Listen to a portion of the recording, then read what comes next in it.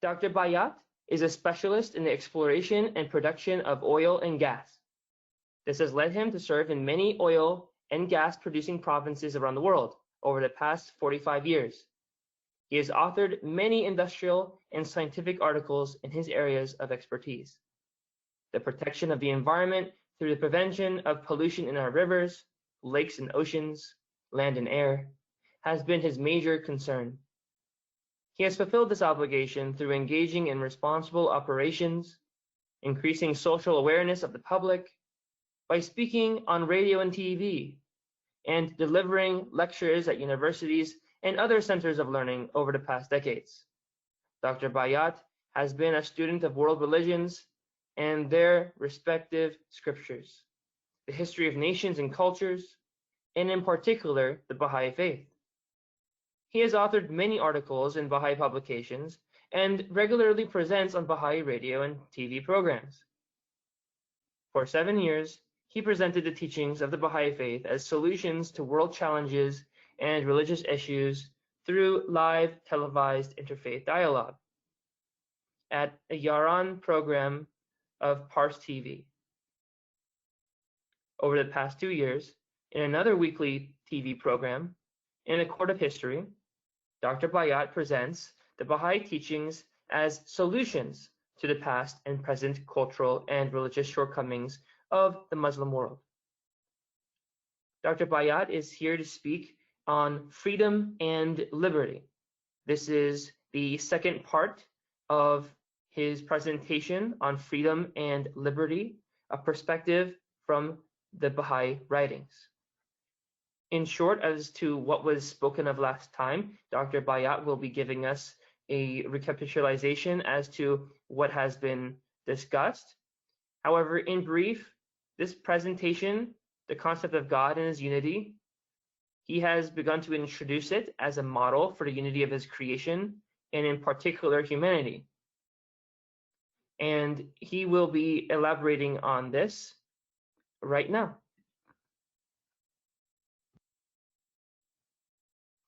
Good morning, everyone. I'm delighted that you have decided to be with us today again for the second part of this presentation.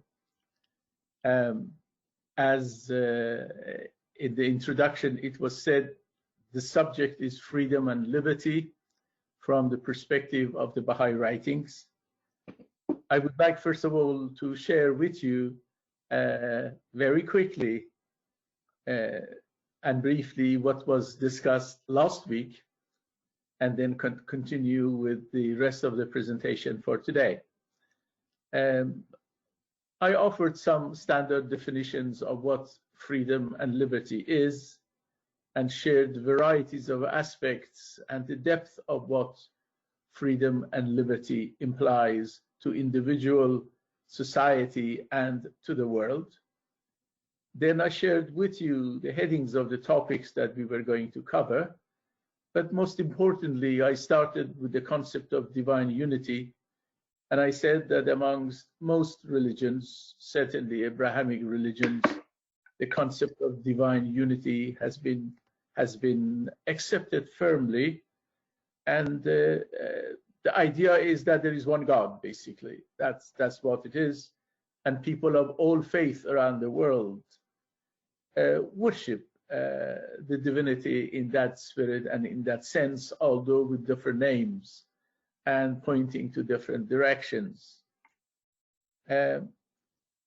Theologians took this concept of a mighty God versus a weak and a mortal man and created the notion that man is so weak that is in need of God's assistance, which so far that's fine. However, by implications, it implied as though that model of a God versus man can be generalized and applied to the whole society by basically assuming that stronger man lords over weaker woman. And this implication, apart from man over his wife, continue to dominate the society.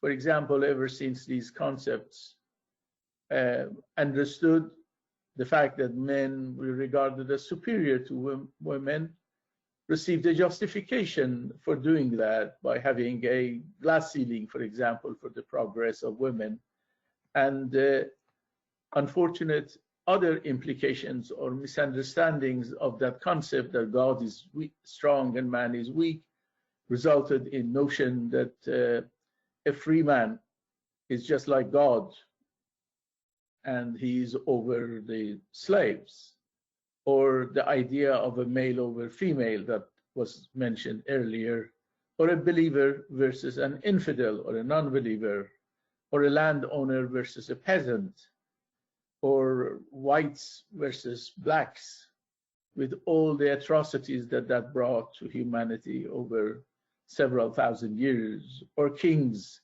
versus kings' subjects.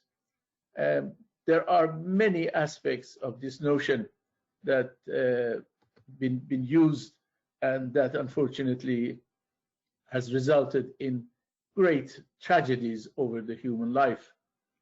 Some notion of that is because in that equation and in that form of relation between man and God, love did not have a place, compassion was not there, and hence the notion of equality was not there. Wars were fought, struggles created, religious bigotry grew and grew and grew. Slavery was a consequence of that in its industrial form, that unfortunately slaves were brought in. Apartheid, until very recent times, practiced in many parts of the world. Conquests of nations in the name of God happened. Enslavement of nations happened. Sectarian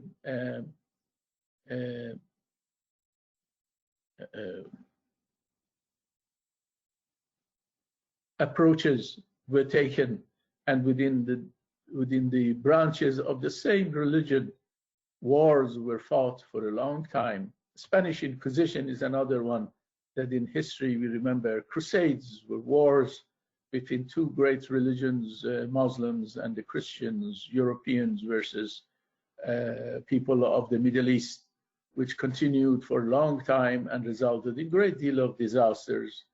Colonialism for a couple of centuries was the consequence.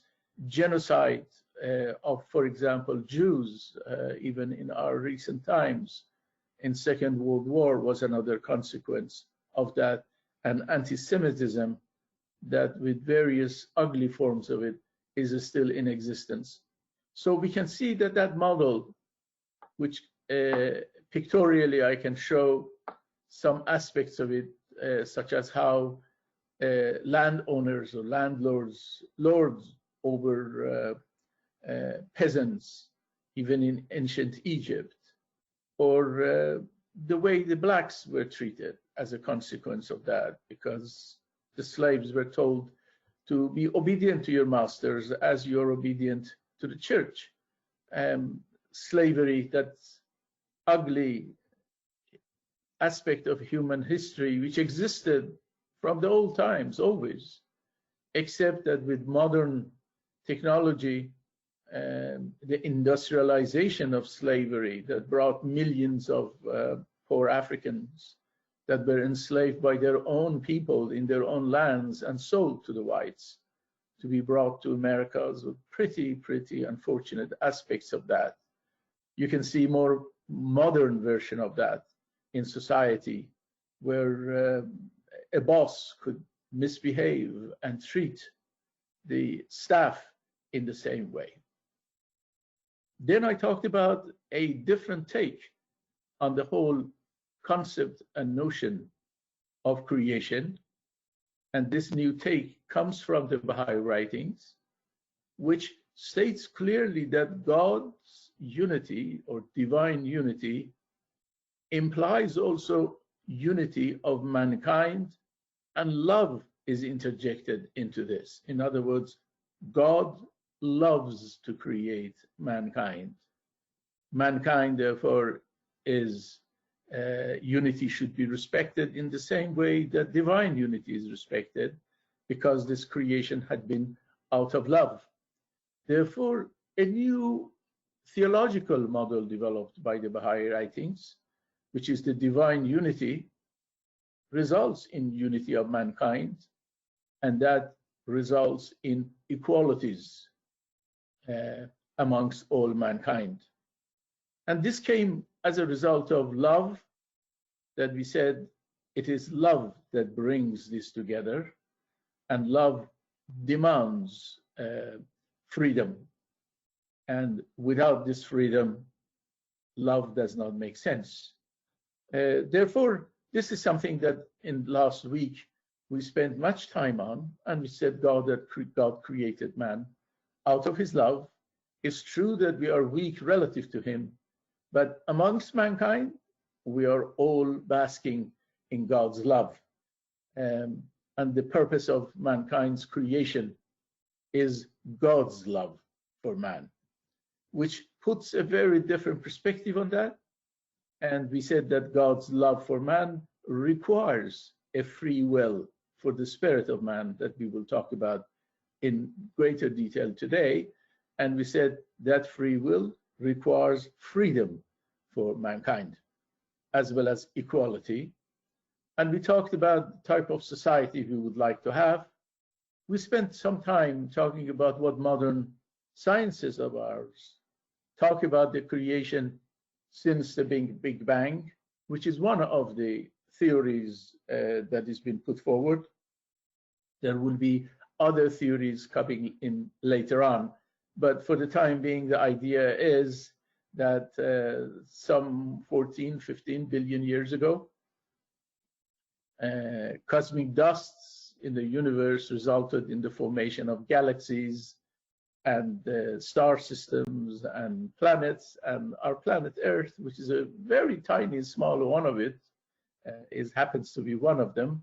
And of course, our concern is about life on Earth, and we take the whole notion of how the creation has been going from there. But importantly enough, we mentioned that the creation of man on Earth resembles very much the fertilization of egg in the womb of a mother. As this fertilized egg, this fetus is growing from one phase to another, one shape to another, until becoming a fully grown human being as a baby that is born into this world. And we said, yes, it's the process of evolution that has done it. So these were materials we talked about. I briefly mentioned them to you. Today, we're going to focus more on the nature of creation and the uniqueness of human creation. We're talking about the body of man, the life force, which is also referred to as soul. And we're going to talk about the spirit of man, which is also referred by philosophers as a rational soul. We're going to talk about the creation stories of the past and the creation stories or the creation narrative as appears in the Baha'i writings. We are going to talk more about spirit and free will in mankind. And that would conclude today's part of the presentation and the implications of this love and freedom towards liberty and equality, and the consequences of that, which is democracy, human rights, and all other wonderful things that as consequences. That I hope to cover it in great detail, talking about those type of societies in the future. Dr. Bayat, if you Yes, may, please. can you please go into presentation mode? Yes, of course. Thank you. Thank you.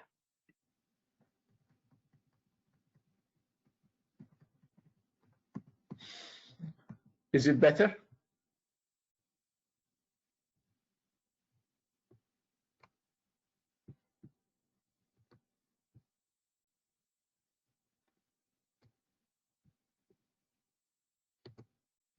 Very good.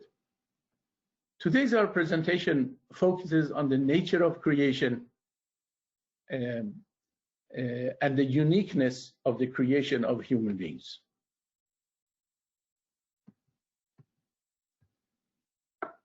any explanation about the nature of creation and the life forms must come, of course, from the realm of science. As Baha'is, we do honor that, and we respect that many of these areas are the areas of our sciences, and we would let our sciences deal with that. But we know much about the slow evolutionary process that resulted in the amassing of stars and planets, and eventually our Earth, out of cosmic dusts, perhaps after a possible Big Bang some 14 billion years ago. And 14 billion with B is a very long, long, long time. We also know that the microscopic cells, called lost universal common ancestors, that lived on planet Earth some 3.5 to 3.8 billion years ago, evolved into the present day insects, sea creatures, birds and animals and mammals, and finally the human species. However, this notion that comes from our scientists is more about the processes that gave birth to the body of living beings, including human beings. Man's evolution in the womb of the earth is said to be analogous to that of a fertilizing egg, changing from one form and another as fetus until eventually and finally it becomes a complete human being when it's born. The appearance of man with the mental capacity and physical and the physique necessary for the role it is going to play in the world in relation to God seems to be better explained by intelligent design than random processes of evolution, although we remain open on that. The Baha'i Writings is focused on the creation of the spirit of man, unique to human beings, created by the Lord and assigned as fertilized egg as stage as it develops in the womb. So when it comes to talk about man, we basically consider three pieces: the physical body of man, the life force of man, which also we call it soul, and the spirit of man, which is referred to as a rational soul. So the three elements that constitute a human being is the body, which I have already said that is the product of millions of years of evolution, albeit with the grand design of God for man, and has much in common with the animal world. Also is gifted with a brain that offers capabilities beyond that of the animals. Then we refer to life force, also called soul.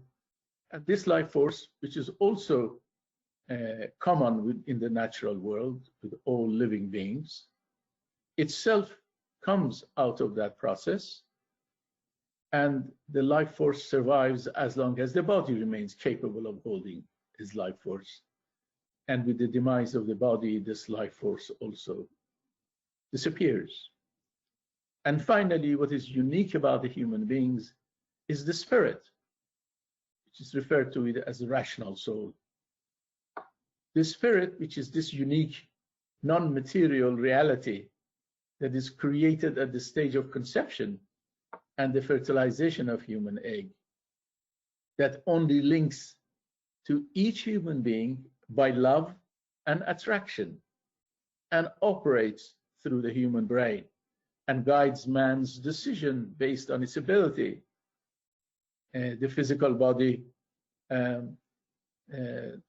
certainly decomposes eventually after 80, 90, 100 years or so.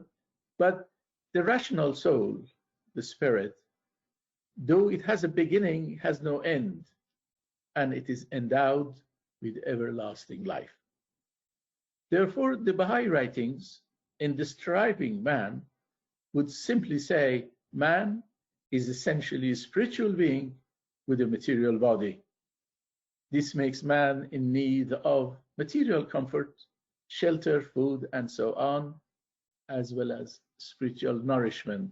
Therefore, you will find that the Baha'i Writings focuses on both development of this world and greater comfort and ease and capabilities for the physical body of man, and at the same time wishes the spiritual component of man to develop and to be nourished. This is what we read in the Baha'i Writings. This is taken from gleanings from the writings of Baha'u'llah that says, the purpose of God in creating man hath been and will ever be to enable him to know his creator and to attain his presence.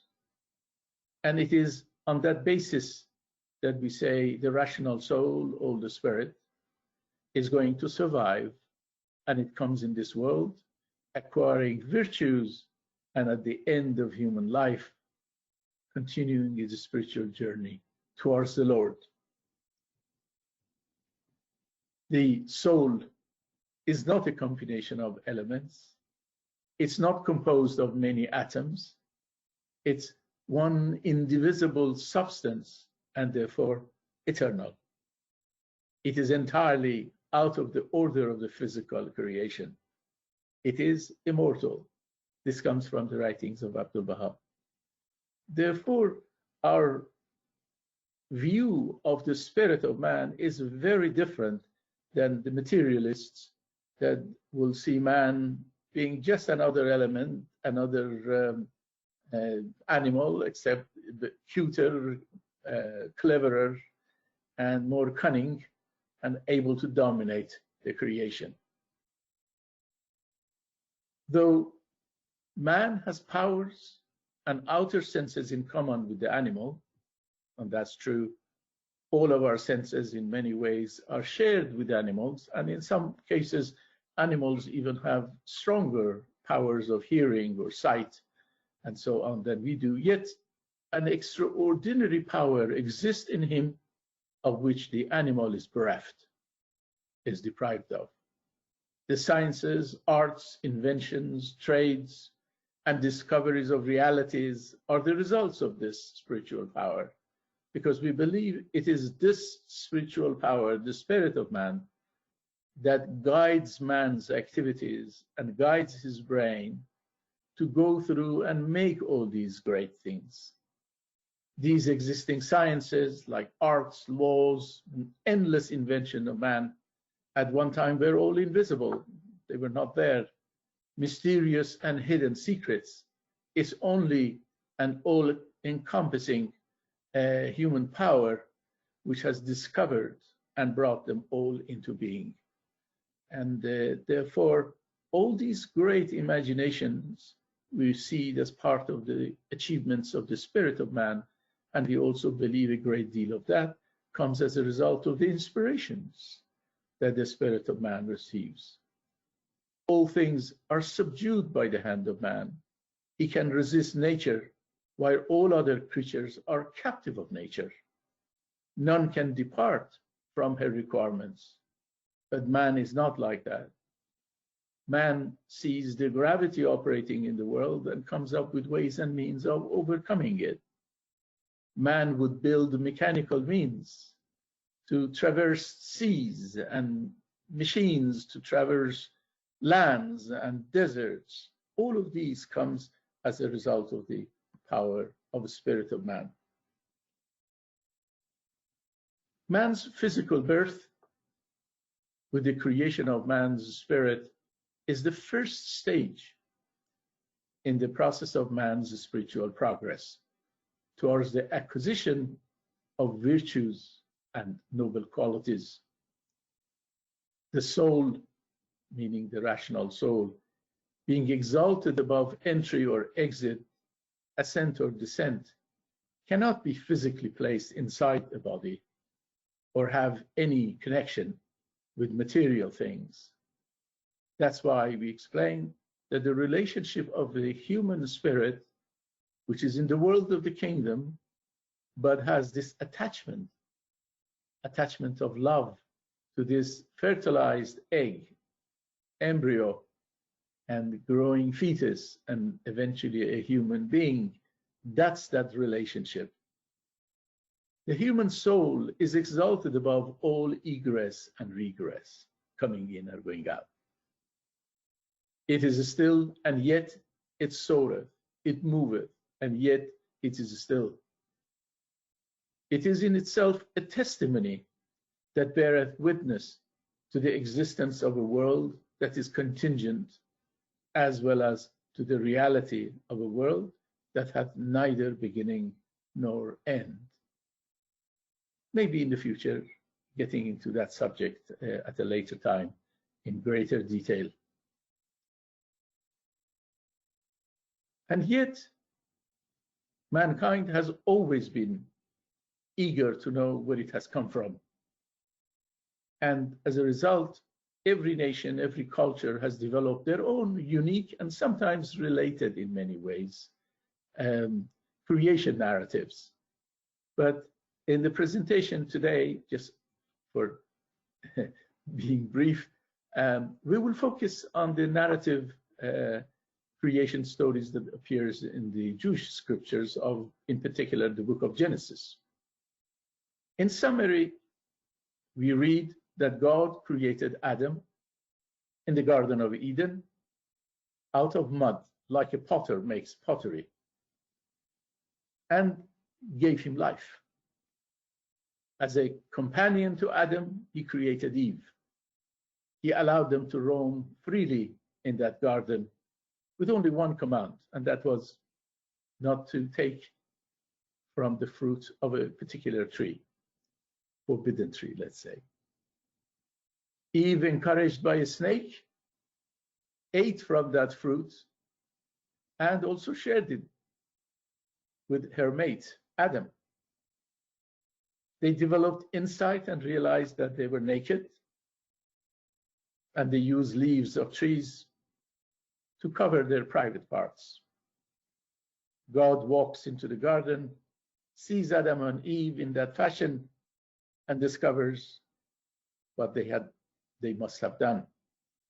And then God says, the man is become like unto us, knowing good and evil. And perhaps he will eat from the fruit of the other tree and develop life forever. So God guarded the tree of life to make sure that man does not become immortal. They were summarily forced out of the Garden of Eden as punishment. Eve, accused of misleading Adam, was promised pangs of childbirth, and for Adam, and always longing to be with Adam or waiting on him. And Adam was promised suffering in earning his livelihood for his family, for having listened to Eve. And of course, the rest of that story is history. The story of 7 days of creation comes before that the first day, second day, third day, fourth, fifth, and sixth, how God created stage by stage everything, and it was on the sixth day that land and animals and man were created, which at this stage, the intention is not to get into that aspect. And our focus was on the creation of man, which happened on the sixth day itself.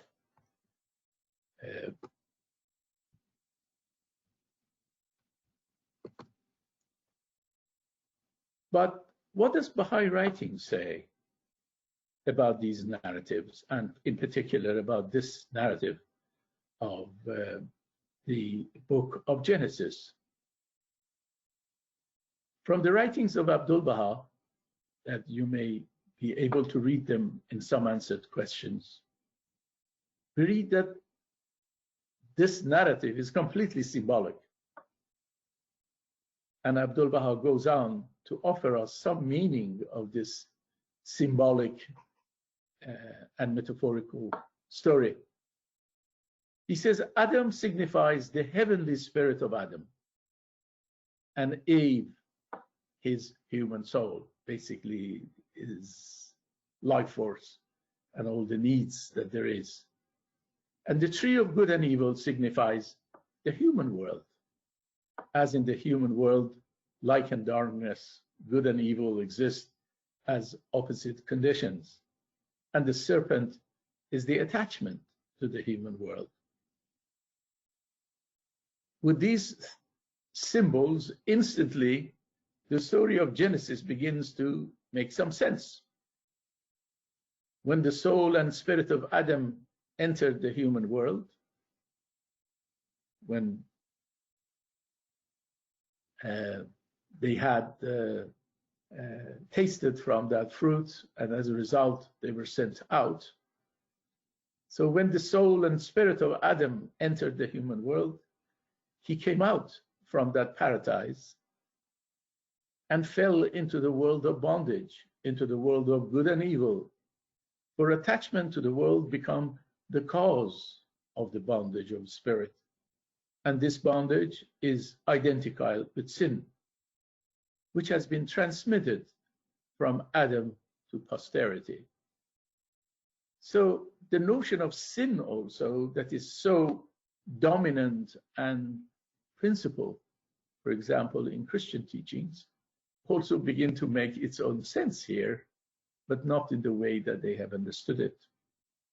So whenever God's manifestations appear, and I have said before that God's manifestations appear all throughout history, and they bring us guidance,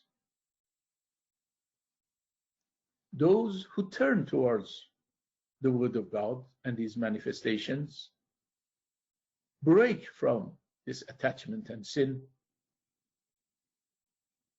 obtained everlasting life, were delivered from the bondage and attained to the word of liberty. They were freed from the vices of the human world and blessed by the virtues of the kingdom. Put simpler, the whole story and the narrative, if interpreted according to the Baha'i scriptures, means that Adam and Eve came to this world where they have to make choices, and being physical people with having souls as well as spirit, their souls demanded comfort and freedom and all those things that this world offers, and they became obsessed with it, and in the process of that they were forgetting their spirit, and therefore the bondage of the material world begins to make sense. And God, who has given himself the responsibility of educating his children, as mankind are the children of God, born out of God's love, through the manifestations of God, which are the prophets, they balance between the material need and the spiritual need of man. And as a result, it's not to break away the material world, but to manage the needs of the human world and balance it with the needs of spirit, for which mankind are born into this school of life. The narrative, of course, satisfied the curiosity of believers for the eternal question of where they have come from. It has also resulted in some positive and useful and some negative and harmful implications.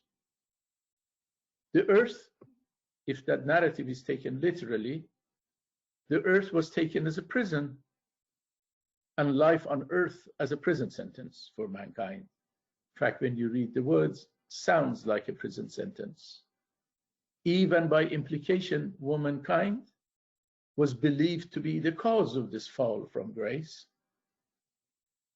And no love is apparent in this relationship with God, and his anger towards mankind has been recorded in the scriptures abundantly, like the flood of the time of Noah in the scriptures is another form of that shows that anger. In general, women were regarded as second-class citizens with limited rights, and men did not value the views of women. So you can see the theology that I presented earlier, as well as the story of Genesis and the implications of this theology as interpreted by people, both resulted in this status for strong versus weak, man versus woman, and also a very subservient role for the women. It was hard to find pictures of the creation narrative that I could show them here, because most pictures and images that's been created for narrative stories show Adam and Eve basically naked. In this particular one, Adam and Eve actually are well dressed, and you can see Adam and Eve sitting next to a tree and serpent next to them. And of course, the serpent is there, as well as either that apple or any other fruit that was intended for that. But as I said, these are all metaphors, therefore it hardly matters whether it's what an apple or anything else like that. But you can see why it was attractive to people for hundreds of years, nearly several thousands of years, for mankind to see its genesis and its origin coming from this story. This past creation narratives in the Baha'i writings are taken as metaphoric and not literal, and not intended for this age. They belong to an age that mankind had a very different perspective on the creation of earth and history.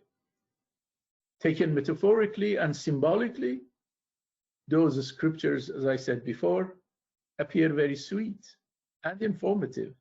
However, taken literally, it defies human knowledge and intellect in this day, plus the fact that it conveys all those negative impressions that I referred to.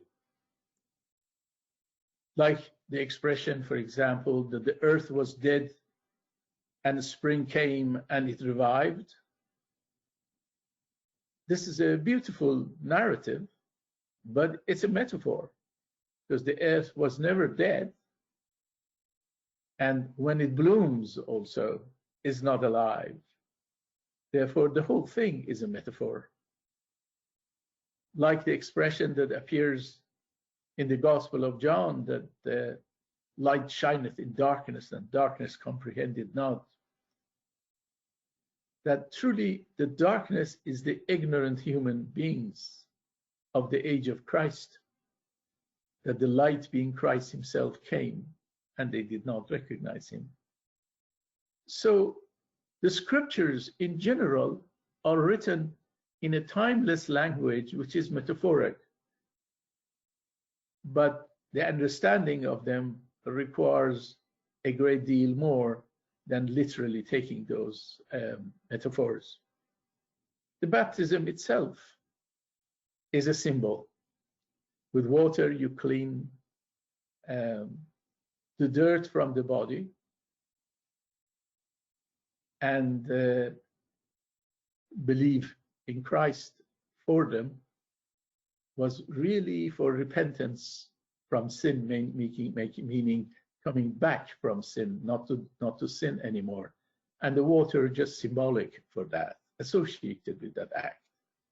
But in the Gospels, we read that Christ says, I'm going to baptize you in the future with fire and spirit, which clearly that fire cannot be physical fire that burns and destroys. And that fire, for example, can be the fire of love of God or belief. Therefore, the scriptures are completely full of metaphors and should be taken as such. And of course, the key for a great deal of these metaphors in the scriptures appears in a wonderful book called the Book of Certitude, written by Baha'u'llah. The Book of Certitude goes through numerous of these metaphors and offers meanings to them. And furthermore, you can read a lot more about these metaphors in the Jewish scriptures and Christian scriptures, as well as Muslim scriptures, in the book Some Answered Questions by Abdul Baha. And when we begin to understand the meaning of these metaphors, suddenly, as I said before, they sound sweet, they give you a warm feeling, and they would not let us fall into literal interpretation and misguidance as a result. In Some Answered Questions, phrase 19, we hear the Lord says to us, O son of the wondrous vision, which is us human beings, I have breathed within thee a breath of my own spirit. And you can see this passage is very similar to the passage that appears in the Genesis when God created man, that thou mayest be my lover. So you can see the image that you see on the screen is a fertilized egg.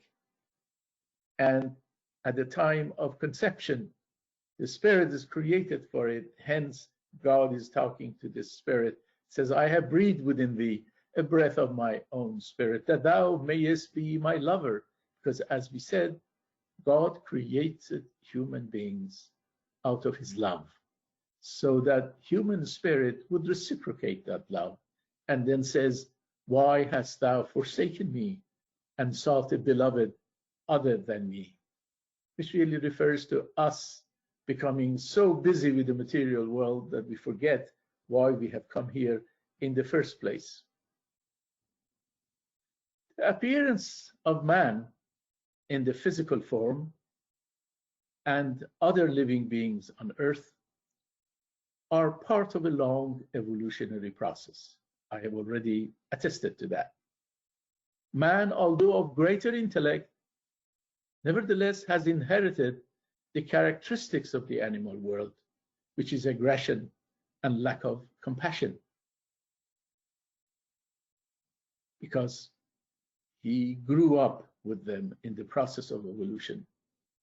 So with God's grace, the spirit of man takes control of man's life, and God's love showers man with a measured, step-by-step guidance that starts the process of civilizing, culturing, and refining of man's character in this school of life.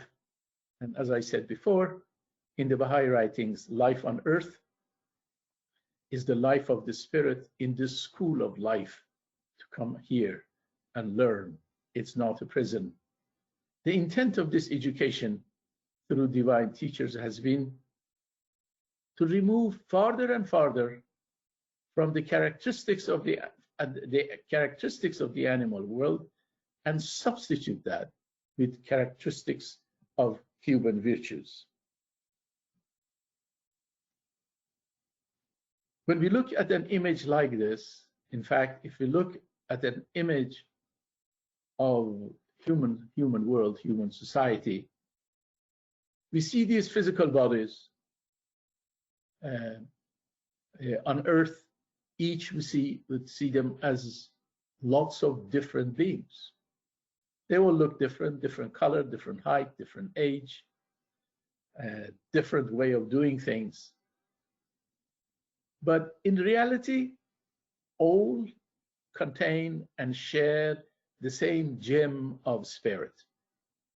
And the concept of equality in the Baha'i writings come from the fact that all of us human beings, regardless of who we are, where we are, how do we live, what do we have, what we don't have, and so on, as immaterial to the fact that we all own the spirit. and our equality is derived from that spirit and the fact that we are all recipient of God's love. The body of man's spirit, the body allows man's spirit to exist, because without the body, the spirit will not be in this world. And therefore, the spirit requires this body to come to this physical world and experience and learn what it's supposed to learn. We might look different on the outside, but of course, inside, we are all the same because of that spirit that I said. The rational soul of man is where the body and spirit meet, his self-consciousness. The relationship of mankind with God is that of love. This relationship is with man's spirit and not the body, and hence it continues beyond the demise of man's body.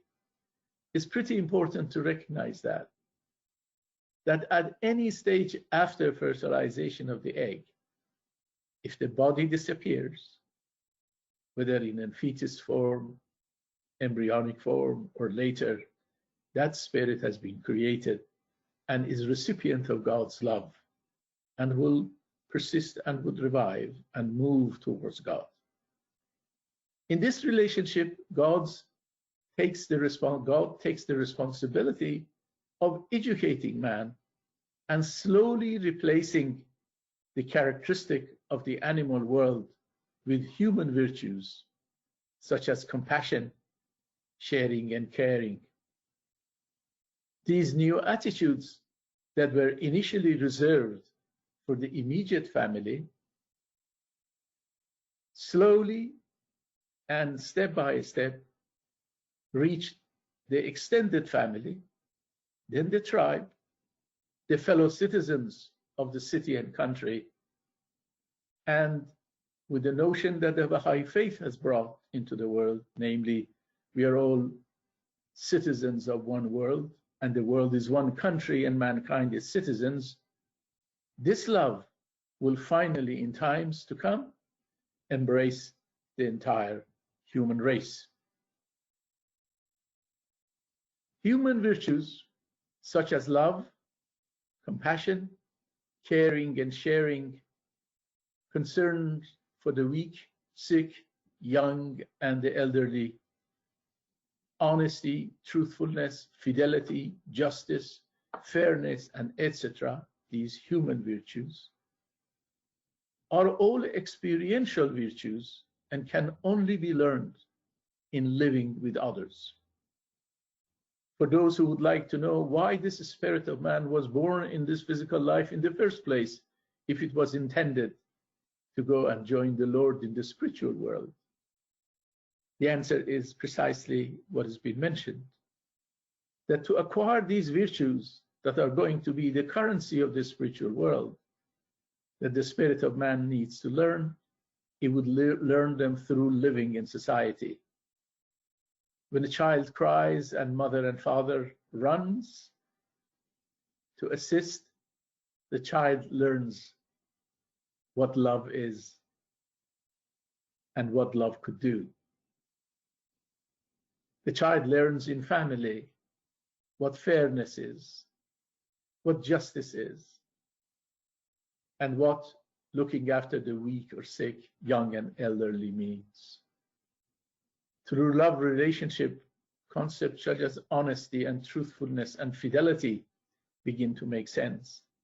Otherwise, these are not virtues that you can read about them.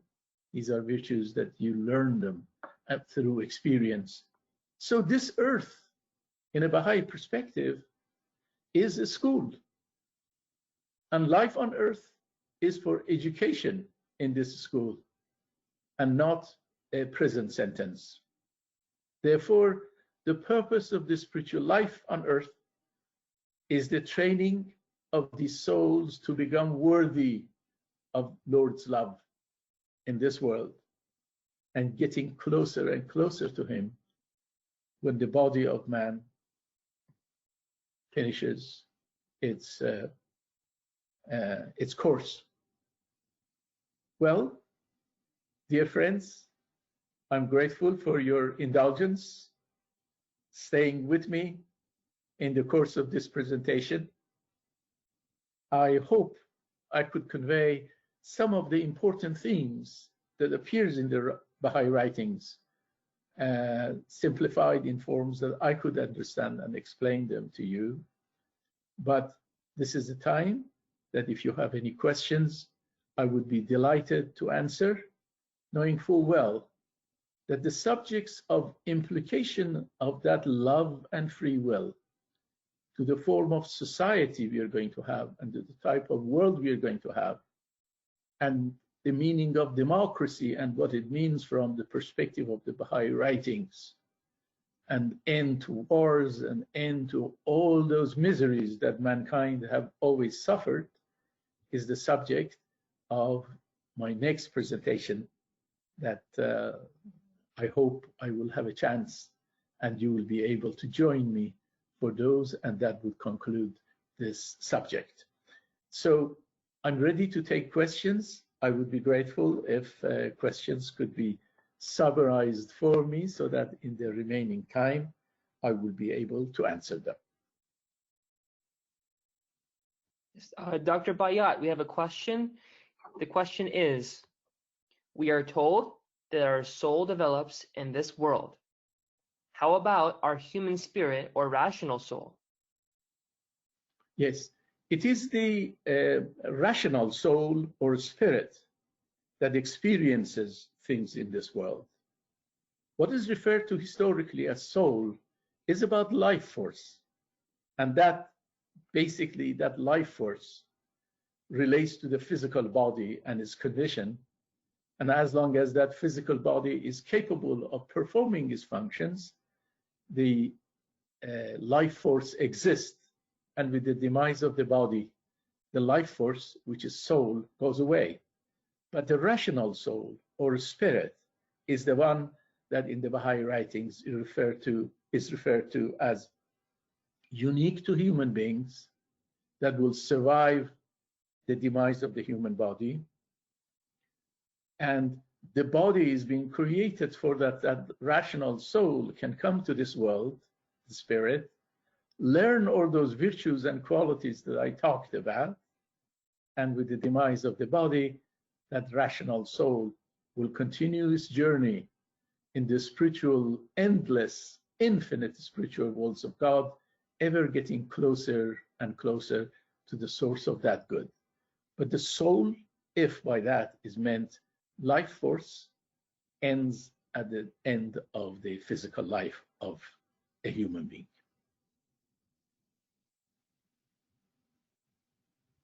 So we have one more question. This question is, the soul is attached to the body. So once more, the soul is attached to the body. What happens if the body is burned? Where does the soul go, or what is its state after the body dies? That is the question. Very good. If by soul we mean rational soul, which is a spirit, I mentioned that the Baha'i faith states that the rational soul is never inside the body. The relationship of that rational soul or spirit with the body is like the sun shining in a mirror, the mirror being human body. So if that mirror breaks, nothing happens to the sun. The sun is where it was. And the link between that rational soul and that's the spirit and the human body is that of affection, love. So if the human body burns, whatever happens to that, nothing happens to the spirit and rational soul. That continues its journey towards the world of God. But the life force, of course, ends anytime something goes wrong with the human body. And then an accident, old age, disease, and so on. And in the Baha'i writings, it explains further for fetus that is born but lifeless, What happens to those rational souls, the spirit created for those? The Baha'i Writings states that, of course, they are under God's grace, and in the spiritual world, they will receive what was needed for them to have completed their progress in this physical plane had they lived. I hope I answered that question if I understood it correctly. Yes, so the next question is, what is free will from the perspective of the Baha'i Writings? Yes.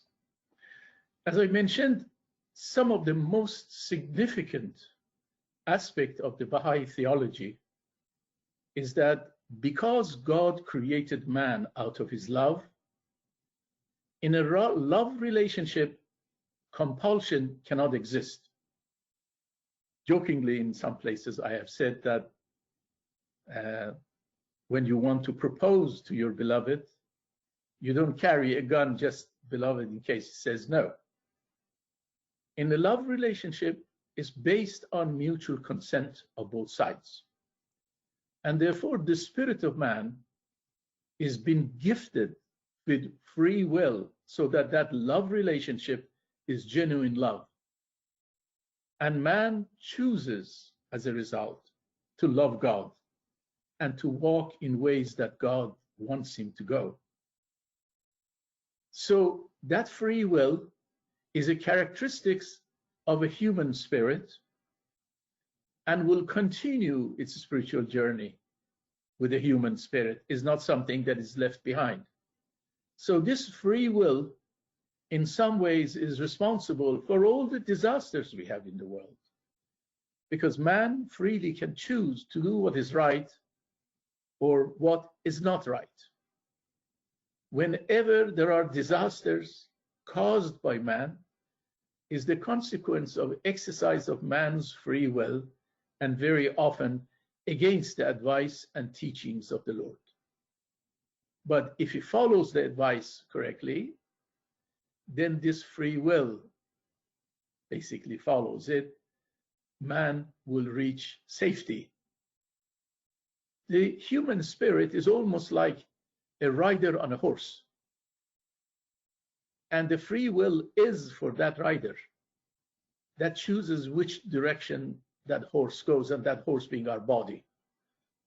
I think I've seen it in movies referred to as avatar, basically a body that the spirit commands it. So this free will is one of the most significant notions that comes from Baha'i perspective of the idea of creation, and the implications of this free will is what all this is all about. So maybe at a later time we can get into implications of free will in man's history and talk about it, because often people ask, where was God when 6 million Jews, along with 5 million others, were exterminated in the Second World War, ghettos and death chambers of the Nazis? Where was God when all these wars take place and so on, or where famine comes? The answer is that God has provided man with guidance, that it is the free will of man that chooses evil over what is right. In the Baha'i Writings, it states that a knife on itself can be used for good or evil. A sharp knife in the hand of a surgeon, it means life. In the hand of someone irresponsible, it means death. When we discovered how to crack an atom and release that phenomenal energy of it, it was up to us to decide whether the atomic energy should be used for peaceful purposes, for example, nowadays, generating electricity and use in medicine and so many different fields, or whether to make a bomb and destroy others. The Nobel Peace Prize comes as a result of the founder, Nobel, who discovered how to make dynamite and was abhorred when he realized how it's been used in wars for killing. And therefore, he set up this peace prize so that people use this ingenuity towards peaceful purposes. Therefore, free will of human beings is what allows us in this world, that is the world of light and darkness, as in the narrative of the creation we talked about, to choose what is right versus what is wrong. If we choose what is right, the world moves towards better compatibility, living better in harmony with nature, living in harmony with our neighbors, and so on. And if that free will is still influenced by what we have inherited and carried with us as the virtues of the animal world, which is aggression, dominance, egos, and so on, then naturally the world will see disasters after disasters. So God has given us that free will to choose, but at the same time, He is guiding us as to how to use it.